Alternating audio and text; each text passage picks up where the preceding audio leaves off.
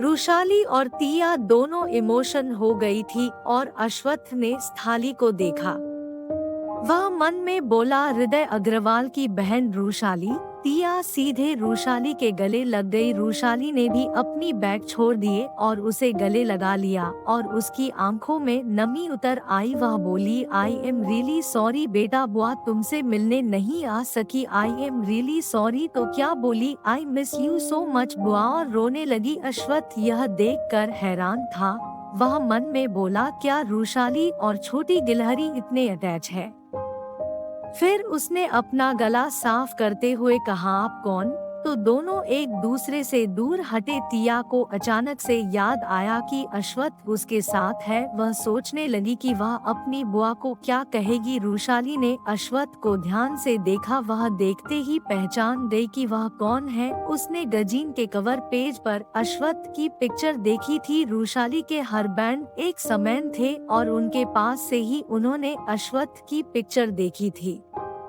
वह हैरान थी और तिया को देखा, फिर भी उन्होंने ना जानने का दिखावा करते हुए कहा, बेटा यह कौन है?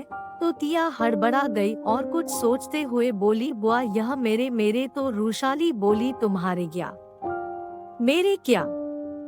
आगे कुछ है या नहीं भी? तो तिया बोली, यह मेरे कॉलेज के प्रोफेसर हैं।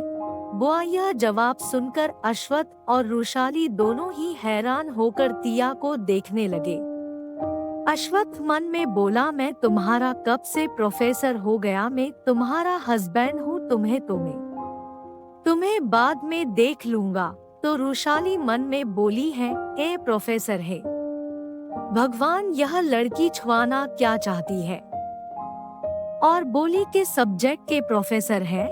तो तिया सोचते हुए बोली, टी के प्रोफेसर है। बुआ और दांत दिखा दिए। तो अश्वत्थ मन में बोला, आई हेट हिस्ट्री, इसी का प्रोफेसर बनाना था।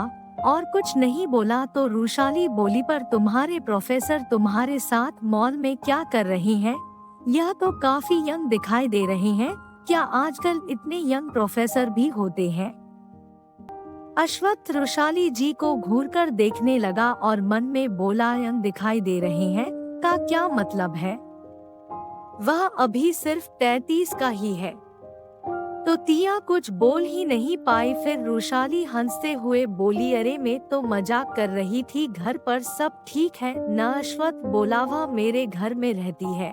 तो तिया और रुशाली दोनों चौंक गई। तिया जल्दी से बात संभालने के लिए बोली, मैं बुआ पेइंग गेस्ट हूँ। तो रुशाली चिंता करते हुए बोली, कोका क्या तुम घर में नहीं रहती क्या? उस चुड़ैल माँ बेटी ने तुम्हें घर से निकाल दिया?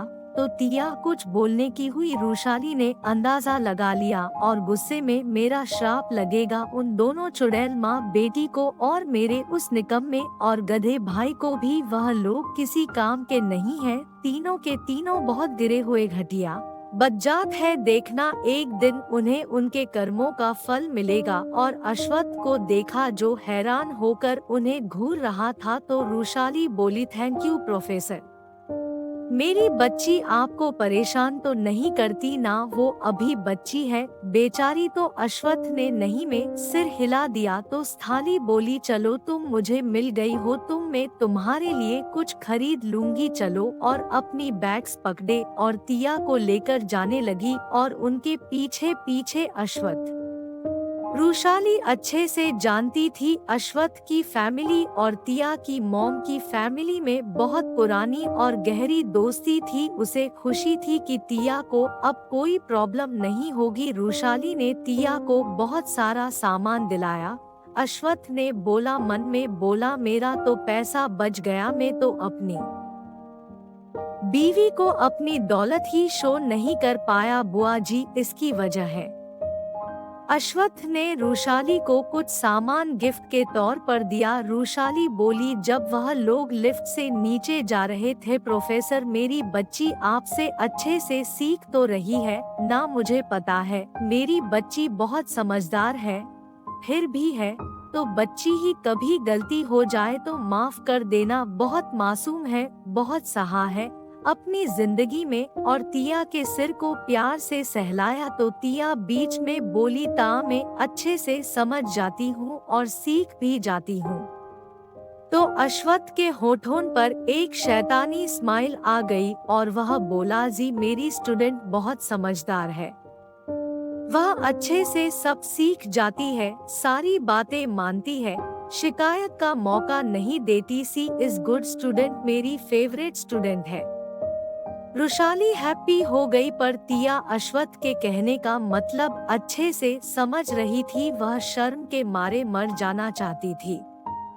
रूपाली बोली, आप बहुत अच्छे प्रोफेसर हैं, मेरी भतीजी बहुत ज्यादा पढ़ाई में तेज है, आप अच्छे से सिखाना। तो अश्वत्थ तिया को देखते हुए बोला, हाँ क्यों नहीं, इसमें मुझे खुशी मिलेगी। फिर वह लोग ग्राउंड फ्लोर पर आ गए। नंबर एक्सचेंज करने के बाद रुशाली चली गई। कार में बैठने के बाद अश्वत्थ बोला, अच्छा बताओ मैंने तुम्हें क्या क्या सिखाया है। तो तिया चौंक गई। अश्वत्थ खुद तिया को लेकर आया था। अश्वत्थ तिया के फेस को अपने तरफ करके उसके होठों पर एक हल्का किस करके बोला, यह सिखाया है, आई एम राइट। तिया चुप थी। अश्वत्थ सही तो कह रहा था, यही तो सिखाया था उसने तिया को। अश्वत्थ तिया का क्यूट सा फेस देखकर हंसने लगा। तिया उससे नाराज हो गई। फूला लिया। अश्वत्थ ने कार स्टार्ट किया, एक हाथ से स्टीयरिंग हैंडल करते हुए दूसरे हाथ से तिया के हाथ को पकड़ा। तिया हाथ खींचने लगी तो अश्वत्थ ने कसकर पकड़ लिया और बोला, नाराज क्यों हो रही हो, मैंने कुछ गलत थोड़े ही कहा। तो तिया बोली, आप मेरी बुआ के सामने आप मेरी, अगर उन्हें समझ आ जाता तो क्या करती मैं, आप तो बोले जा रहे थे लोग गलत कहते हैं, आप सिर्फ काम की बात करते हैं, आप ना। अश्वत्थ बोला, तुमने झूठ क्यों बोला कि मैं तुम्हारा प्रोफेसर हूँ। I am not your professor, I am your हवी। तो तिया ने उसे घूर कर देखा तो अश्वत्थ ने एक बटन दबाया जिससे कार की ऑटोमेटिक चलने का फीचर ऑन हो गया और चलने लगा।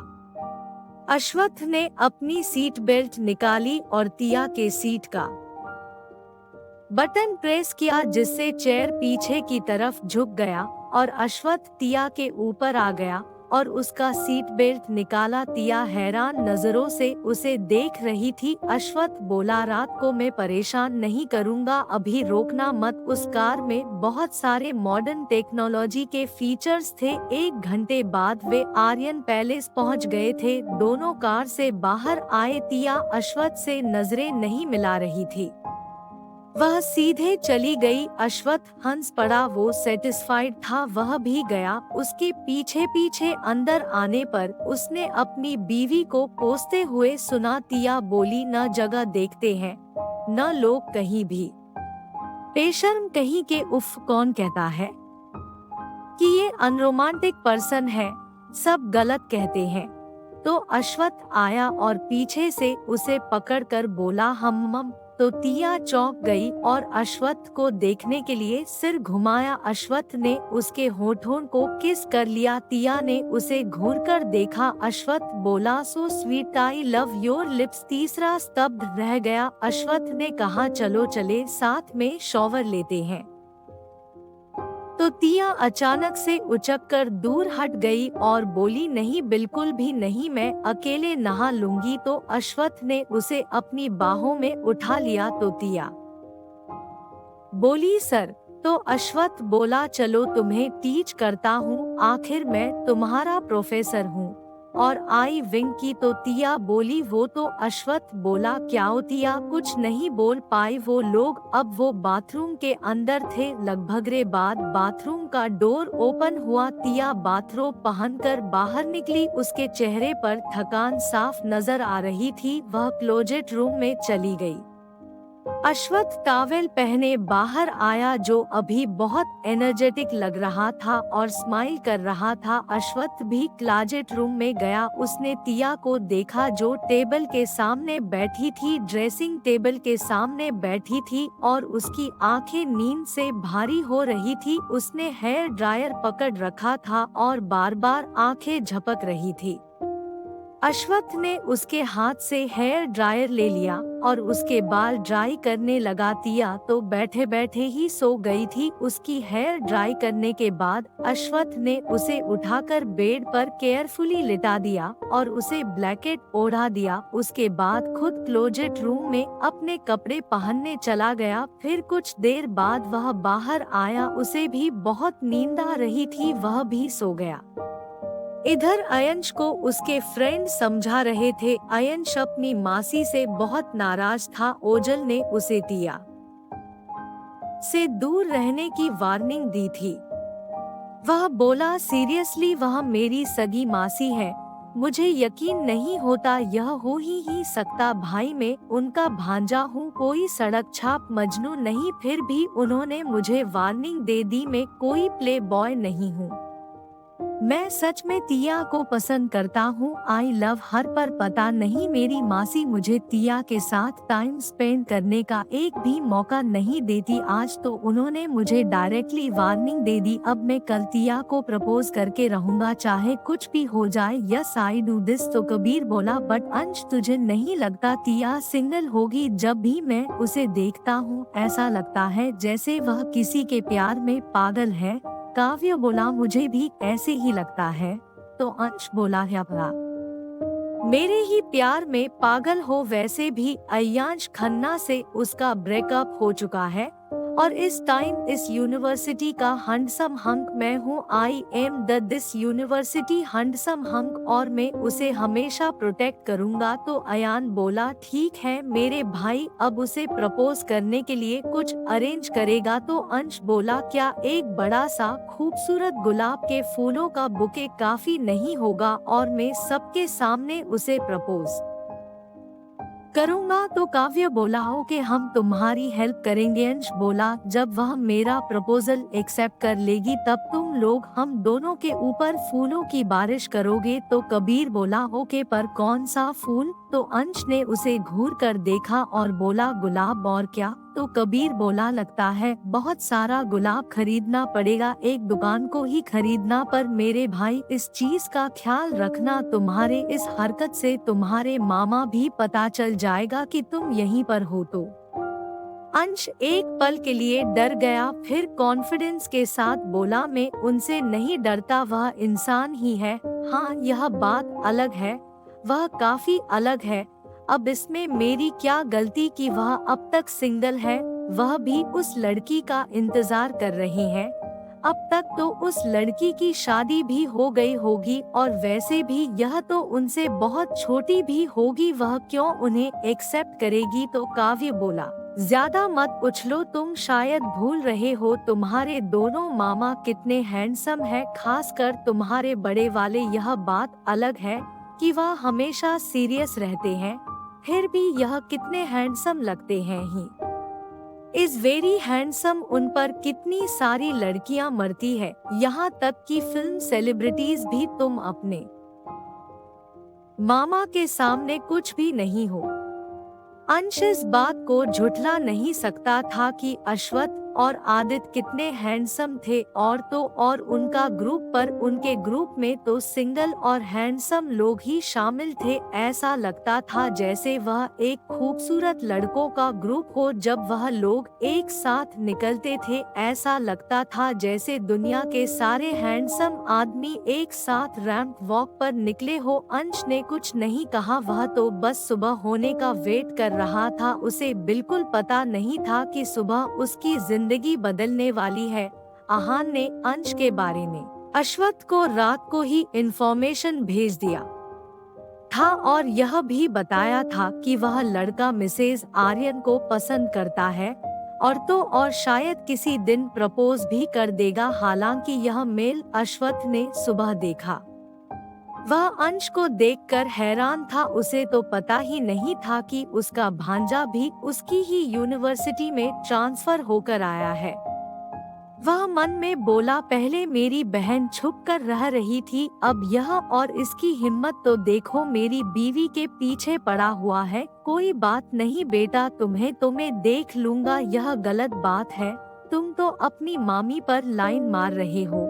अश्वत्थ डाइनिंग टेबल पर बैठकर अपने फोन पर मेल्स चेक कर रहा था। तिया और बाकी सब लोग ब्रेकफास्ट कर रहे थे। ब्रेकफास्ट करने के बाद जब तिया कॉलेज जाने के लिए ओजल के साथ जाने लगी तो अश्वत्थ बोला, आज मैं तुम लोगों को कॉलेज ड्रॉप कर देता हूँ। तो सब लोग उसे हैरान होकर देखने लगे। अश्वत्थ ने कुछ नहीं कहा। ओजल मन में बोली, चलो भाई आज अंश की बैंड बजाते हैं। और हंसते हुए बोली, क्यों नहीं भाई, जरूर आपके लिए एक सरप्राइज भी है, कोई स्पेशल इंसान वहाँ है। अश्वत्थ समझ गया कि ओजल अंश की बात कर रही है। यह बात सबको पता थी। ओजल और अंश एक दूसरे से चिढ़ते थे। अश्वत्थ बोला, ओके। फिर वह लोग चले गए। अंश ने तिया को मैसेज किया था कि वह उसे कॉलेज गेट के पास मिलेगा। तिया डर रही थी, पता नहीं अंश क्या करना चाहता है। वह लोग कॉलेज पहुंच गए। तिया परेशान थी और वही ओजल अच्छे मूड में थी। हेलो दोस्तों, अगर आप नए हो तो आप हमारे चैनल को सब्सक्राइब कर ले और लाइक कमेंट करना ना भूले। धन्यवाद।